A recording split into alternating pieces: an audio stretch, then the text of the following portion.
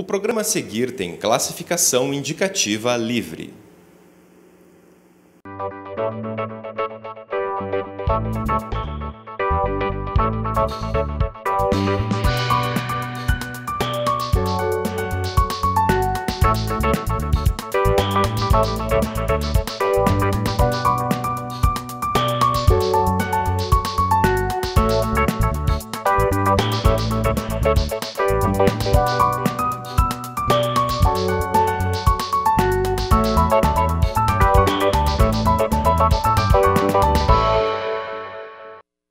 A nossa escrevivência não pode ser lida como história para ninar-os da casa grande, e sim para incomodá-los em seus sonos injustos. A frase de Conceição Evaristo é usada como epígrafe da tese que vamos discutir no programa de hoje. A autora, a doutora em educação Débora Cristina de Araújo, analisou a composição dos acervos do Programa Nacional de Biblioteca da Escola a partir do enfoque étnico-racial. O orientador da Débora foi o professor do Programa de Pós-Graduação em Educação, Paulo Vinícius Batista da Silva, que também está com a gente hoje. Bem-vindos. Obrigada. Obrigado. Débora, você fez essa análise, né, da escolha dos acervos desse programa. Eu queria te perguntar, o que é esse programa e por que você decidiu esse foco étnico-racial na sua pesquisa? Então, o Programa Nacional de Biblioteca da Escola, mais conhecido pela sigla PNBE, ele é um programa de distribuição de livros de literatura infanto-juvenil, a maior parte, né, porque tem outras produções também, mas predomina a literatura infanto-juvenil para os acervos das bibliotecas públicas das escolas brasileiras. Ele começa em 1997, ele na verdade é um programa, ele é a continuidade de outros programas e ele tem esse objetivo de fomentar a formação de leitores e leitoras nas escolas. O meu interesse na diversidade étnico-racial foi em função de pesquisas que já tinham apontado uma discrepância entre a representação de personagens brancos e outros grupos étnicos e população negra. Então o interesse foi de investigar mais aprofundadamente, já que a minha pesquisa de mestrado já tinha ido para a escola, verificar o impacto dessa produção na escola, investigar mais aprofundadamente como que essa produção entrava, como era a produção dessa política, na verdade, como essa política era elaborada na perspectiva da inclusão de temas da diversidade. Então foi uma questão investigativa para entender quais eram os elementos que faziam com que na ponta, na escola, problemas em relação ao acesso, à produção e à veiculação de livros com personagens negras estava acontecendo. Então foi esse o principal interesse.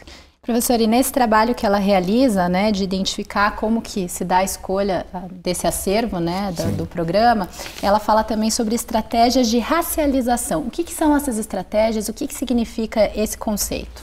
Então, o conceito de racialização é vinculado com o processo de socialmente dar significado à raça e operar socialmente com raça. Então, a discussão sobre o conceito de raça. Raça, do ponto de vista biológico, não existe, mas artificialmente, né, os racistas do racismo que se dizia científico, em especial no século XIX, criaram teorias de raça. Essas teorias passaram a ser reconhecidas, divulgadas e acreditadas pelas pessoas em vários lugares do mundo. Esse processo de atribuir raça a determinados grupos sociais, por aparência ou não. Então, modernamente, na Europa, nos Estados Unidos, aspectos culturais passam a ser mais relevantes do que a aparência. A gente tem o que é chamado de novo racismo, que é o processo de racialização, não necessariamente por aparência. Então, hoje é bastante estudado o processo de racialização de europeus do leste em países específicos da comunidade europeia, então dos albaneses na Itália, por exemplo, né? Ou dos romenos na Áustria. Então, a racialização não necessariamente ela é com o processo vinculada com a aparência, mas a gente tem um processo que é mais profundo, mais antigo e que pesa sobremaneira sobre as populações negra, indígena e cigana no Brasil, né? Que é vinculado tanto com o processo colonial. Então, o encontro dos europeus com outros povos que os europeus disseram que eram não civilizados, eram outras civilizações que foram ditas como não civilizadas, e depois o processo moderno de informação do imaginário a partir dessa perspectiva racista. Então, a racialização quer dizer isso, o processo de transformar essas ideias equivocadas sobre raça em formas de avaliar o outro a partir da sua aparência ou a partir da sua diferença cultural no presente. E você realiza, Débora, então, diversos levantamentos sobre essa questão da literatura infanto-juvenil a partir desse programa, né? E você também percebe que pouco a pouco essa realidade está mudando por conta de mudanças na LDB. De que maneira que isso aconteceu na sua perspectiva enquanto pesquisadora? Então, um elemento importante é destacar o protagonismo do movimento negro na modificação da LDB. Então, essa modificação, muita gente diz que é uma lei que veio de cima para baixo, né, uma lei verticalizada. Na verdade, é uma demanda histórica do movimento negro em relação à história e cultura afro-brasileira e africana.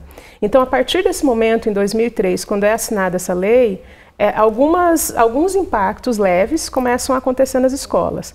Mas ainda foi muito lento, o processo tem sido muito lento.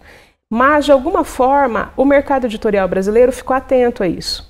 Algumas editoras, eu preciso destacar também isso, as editoras mais novas, as editoras menores, começaram a ver um nicho de mercado nisso, por causa das demandas das escolas em relação à produção, já que teria que cumprir a lei, né? As escolas teriam que cumprir a lei. Então, as editoras começam a produzir. A questão é que esse estudo e outros estudos têm apontado é que ainda está aquém. Tanto a produção do mercado, quanto o ingresso dessas obras no programa que é oficial, que é com verba pública.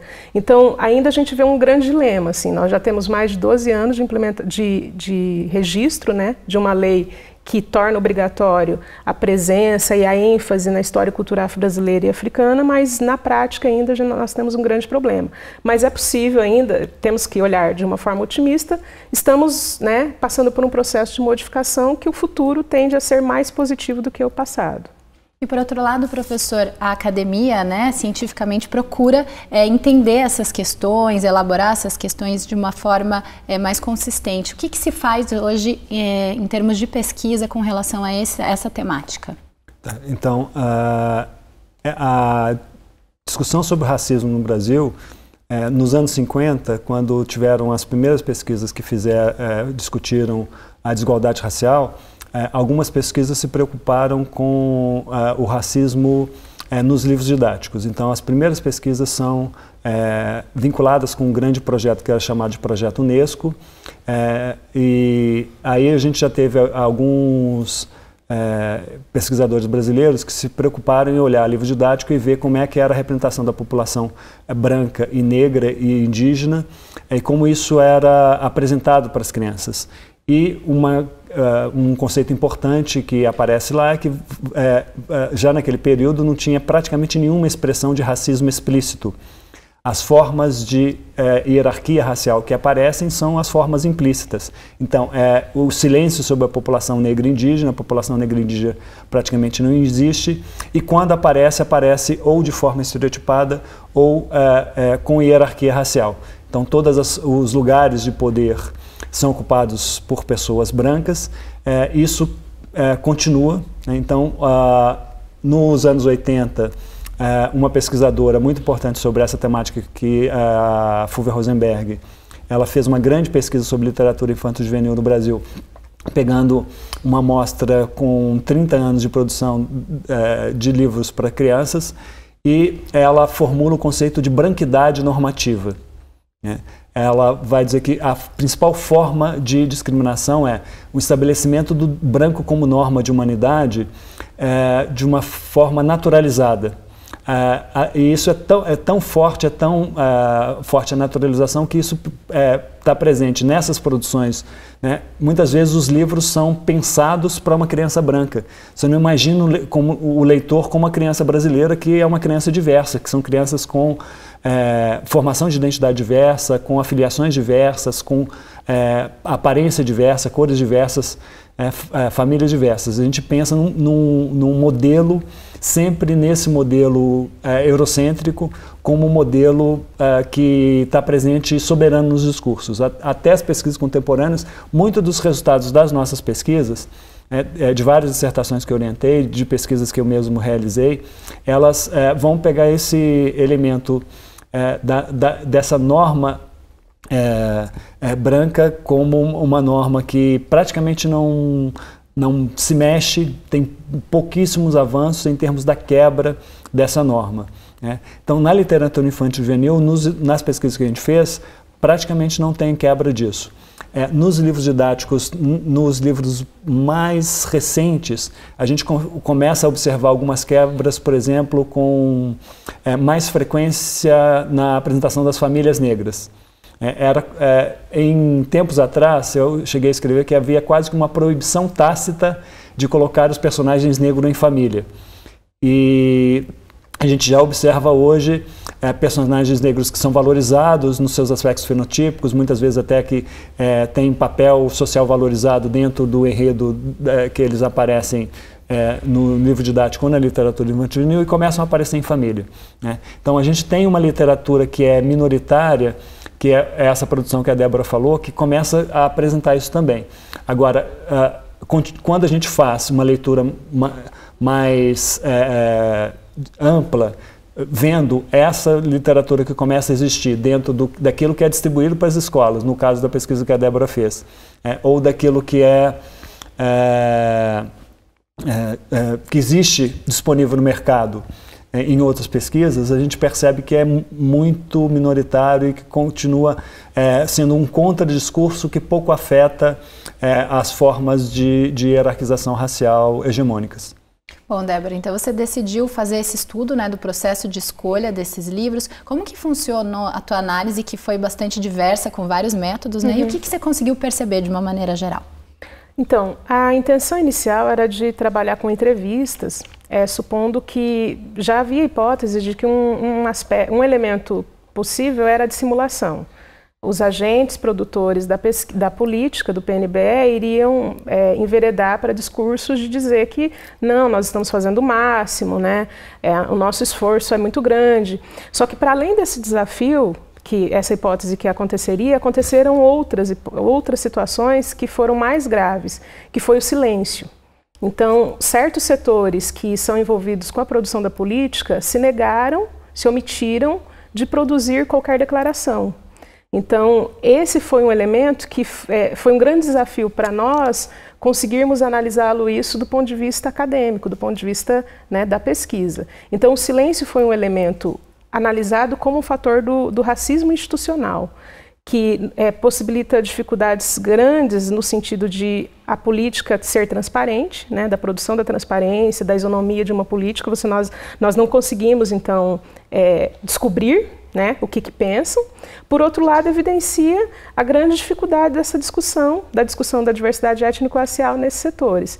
Então, houve uma dificuldade de conversa, foi evidente a dificuldade de comunicação entre duas secretarias, a Secretaria de Educação Básica, que é quem toca, de alguma forma, de forma concreta, a política, e a Secretaria de Diversidade, que é resumida, né, diversidade, mas ela tem uma sigla grande, é SECADI. Então, essas duas secretarias, nesse processo de não produzirem discursos, evidenciou-se uma grande lacuna entre elas na produção da política. Então, foi um elemento bastante grave, assim, do ponto de vista, né, de uma pesquisadora. Para mim, foi um elemento muito grave, né, o silêncio e a omissão. Também na produção dos discursos, da equipe que representa a avaliação do programa, também foi algo grave a questão da manutenção do poder. Então, nós decidimos, nós estabelecemos as regras, embora tudo isso não esteja explícito nos documentos. Então, essas dificuldades na produção dos discursos ou no silêncio foi algo como um resultado, foi interpretado como um resultado do racismo institucional. E aí, então, o principal resultado disso é que a dissimulação opera de uma forma muito forte na elaboração da política do PNBE, dificultando qualquer produção ou qualquer modificação concreta na política e na produção de novas perspectivas positivas para a população negra. O Em Tese faz um rápido intervalo, já voltamos a falar sobre o trabalho da Débora.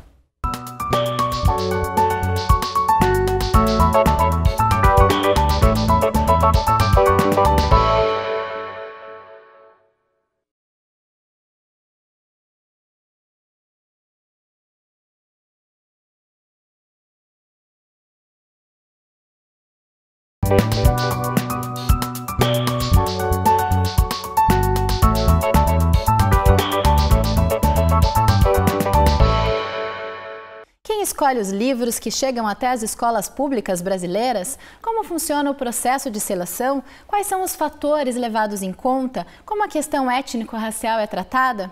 Para buscar respostas para estes e outros questionamentos, a pesquisadora Débora Cristina de Araújo dedicou o doutorado em educação e teve como resultado uma extensa e profunda tese. É sobre este trabalho que falamos hoje, na companhia do professor do programa de pós-graduação em educação, Paulo Vinícius Batista da Silva. Débora, em um dos capítulos do seu trabalho, você fala sobre uma questão que vira e mexe aparece na mídia, em reportagens de televisão, em reportagens de jornal, que é sobre a questão racial em Monteiro Lobato. Eu queria entender como que você percebe esta questão e também o papel da mídia ao colocar essas polêmicas em jornais e televisões. Então, o grande desafio na questão da polêmica do Monteiro Lobato, ela perpassa outras discussões sobre o politicamente correto, né? Mas o grande problema dessa discussão dele foi o fato de ele ser um autor canônico. Ele é considerado o pai da literatura infanto-juvenil, porque a literatura sofre uma modificação gigantesca quando ele produz a criança numa outra perspectiva. Então, toda vez que se toca no nome de Monteiro Lobato com críticas, há grandes problemas. A discussão do parecer do Conselho Nacional de Educação, ele versava sobre recomendações em relação à aquisição de livros com estereótipos racistas, né? Então, a partir daquele momento que o parecer é lançado, o parecer é publicado, a repercussão acaba sendo tendenciosa de grande parte da mídia. Vários estudos analisaram a quantidade, inclusive, de reportagens, de notícias publicadas sobre essa polêmica, evidenciando que a voz de quem defende o escritor foi sobreposta à voz de quem estava criticando. De uma forma geral, eu vejo isso como uma construção maniqueísta, em que de um lado ficava quem era contra o Monteiro Lobato, né, criticando, e de outro lado quem estava defendendo. Nesse discurso, nessa produção discursiva, na verdade ninguém saiu ganhando, porque a discussão mesmo aprofundada em relação à produção desse escritor e a articulação das suas visões políticas, da sua visão sociológica sobre o Brasil, não foi discutida na sua integralidade. Então, o meu olhar sobre essa discussão, inclusive eu termino na sessão dedicada à produção do Monteiro Lobato dizendo, é que é preciso a gente superar essa lógica maniqueísta para entender realmente quais são as demandas de cada um dos dois lados. Entender que é preciso também estudar um autor na sua perspectiva toda. Se a produção do escritor tem apontado, né, se nós, de algum lado, né, e eu me posiciono de um lado, mas eu me posiciono numa perspectiva menos maniqueísta. Então, se nós observamos que há estereótipos na representação das personagens negras, a gente precisa entender por que isso acontece e entender esse autor, conhecer o que ele diz por trás de tudo isso, qual é o projeto político e social que ele tinha, né, com a vinculação dele, por exemplo, na Sociedade Eugenista de São Paulo, né? Então, são estudos que precisam ser aprofundados. O grande problema é que quem defende ou quem critica não queria fazer esse debate mais aprofundado, queria apenas analisar aquele impacto daquele parecer que, na verdade, não tinha nenhuma intenção de recolher livros, né? Como diziam, era uma caça às bruxas, né? Que estava se propondo uma volta da Inquisição. Na verdade, esse discurso foi bastante falacioso, mas teve um impacto muito grande, porque a mídia, de alguma forma, se apropria do discurso de quem está no poder. E, infelizmente, nós temos uma literatura canônica e um grupo que defende esse cânone de uma forma quase irracional. Então, esse foi um grande problema do debate. Agora, professor, muito se ouve nesse momento, nesse tipo de debate, mas então aí é que entra o papel do professor para, enfim, promover a reflexão sobre o assunto, explicar justamente essas questões com relação ao autor. Agora, o professor brasileiro, ele é preparado na academia? Ele tem esse preparo para abordar essas questões em sala de aula? Então, o próprio segundo parecer joga essa responsabilidade para o professor, né? Então, a responsabilidade do professor de fazer a mediação nesse caso específico, é um autor canônico de uma obra com muitas qualidades dirigida para a infância, que tem muitas passagens explicitamente racistas, né? Então, a produção dele clivada de muitas passagens de formas de hierarquia racial, tanto implícitas quanto explícitas e violentas. E aí, a criança, na relação com esse texto, qual seria a possibilidade de trabalhar com esse texto? A ideia é, o professor funciona como mediador e aí pode ter um bom mote para discutir o racismo a partir de uma passagem como essa. Tudo bem, se a gente tiver professores com essa habilidade para fazer essa discussão, ótimo. A questão é que o investimento na formação dos professores e na discussão desse tema, na formação sobre esse tema, é relativamente pequeno. A gente tem, como é artigo da LDB, ele entrou, por exemplo, teve questão do Enem sobre isso há pouco tempo atrás, e isso força que você tenha conteúdo relacionado com história e cultura africana e afro-brasileira nas escolas, porque veio questão do Enem. Então tem algum movimento de mudança nas escolas. Agora, na formação de professores, a formação, eu diria que nós conseguimos melhores resultados em formação continuada do que formação inicial. Os cursos de formação inicial da UFPR e da maior parte das universidades públicas brasileiras se modificaram pouquíssimo, não assumiram a temática, ou essa temática e a própria pauta mais ampla de diversidade, de desigualdade de gênero e sexualidade, de direitos humanos, das populações do campo. Isso entrou muito pouco na formação dos nossos docentes. Então a UFPR é mais uma universidade em que a gente patina na entrada desses conteúdos para os currículos e para ter uma formação melhor elaborada dos professores que possam ter mais segurança de tratar dessa temática. Grande parte das vezes a temática do racismo é uma temática que ela é negada, os professores fecham os olhos. Muitas vezes a gente percebe que inclusive por insegurança, por não saber como tratar do tema. O Monteiro Lobato foi um dos autores e um dos momentos da história da literatura infanto-juvenil brasileira que você estudou. O que mais que você percebeu ao fazer esse resgate histórico da nossa literatura para crianças e adolescentes? Então, como o professor Paulo apontou, a explicitação do racismo nem sempre aconteceu na literatura, mas vários estereótipos na subalternidade, por exemplo, na representação de subalternidade ou na total invisibilidade de personagens negros em obras, em contextos de crianças na sociedade brasileira, aconteceram ao longo do tempo.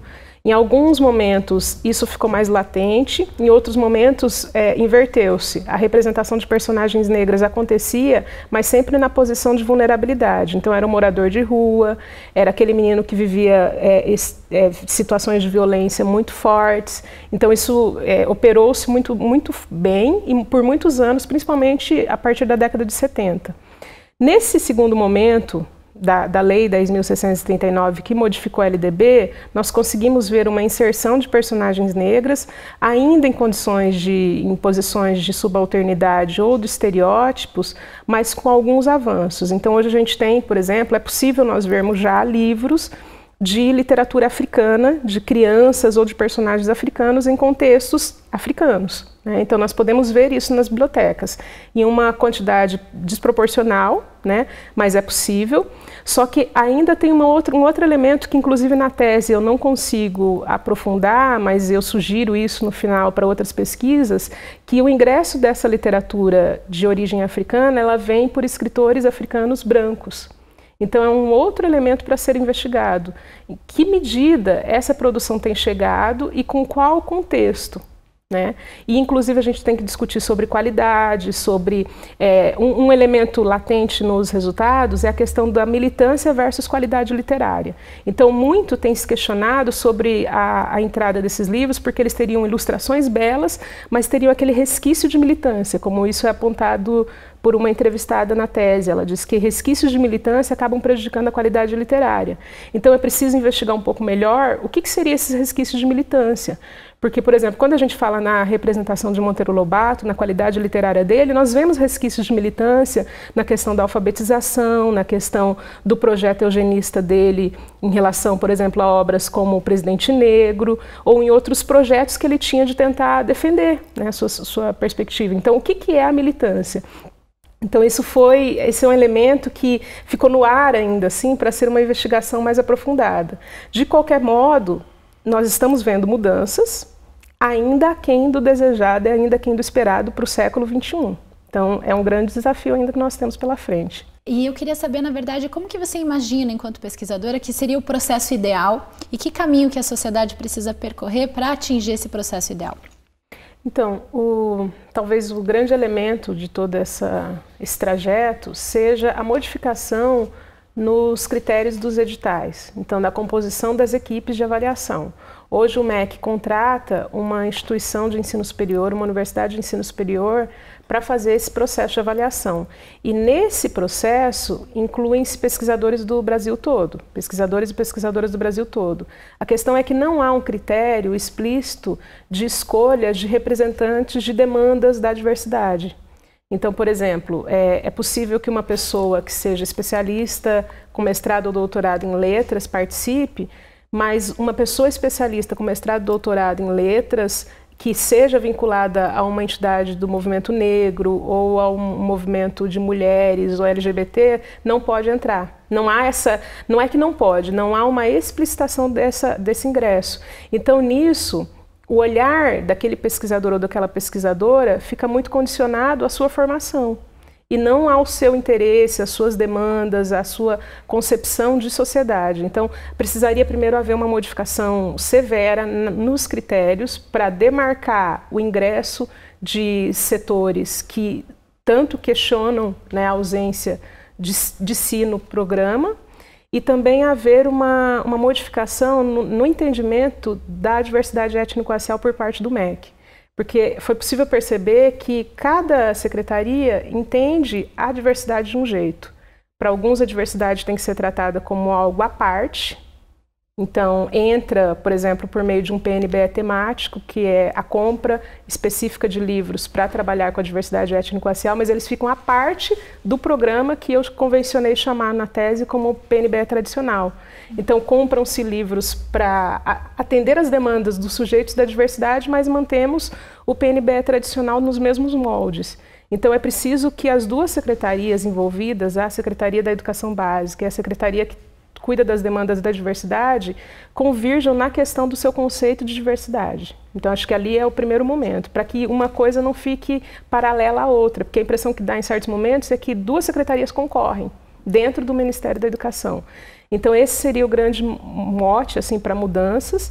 E aí a sociedade como um todo também entender que essas demandas fazem parte de todos nós. Então, não é porque eu não tenho, na minha aparência física, a perspectiva, a minha herança indígena, que essa demanda de como brasileira, né, de conhecer a minha história indígena não é importante, né? Então, que todo mundo comece a entender que conhecer a história do Brasil passa por conhecer a história africana e indígena, né, no Brasil. Então, quando isso virar uma demanda social, uma demanda coletiva, eu acho que as tensões dentro do MEC vão começar a ser ouvidas. Porque enquanto fica só um grupo reivindicando, a impressão que dá é que é algo daquele grupo, é interesse individual, é interesse pessoal, e não é. É uma questão de direito, né? A criança brasileira, a criança ou jovem leitor das escolas públicas brasileiras tem o direito de conhecer a literatura da sua história, do seu povo, né? Então esse é um grande...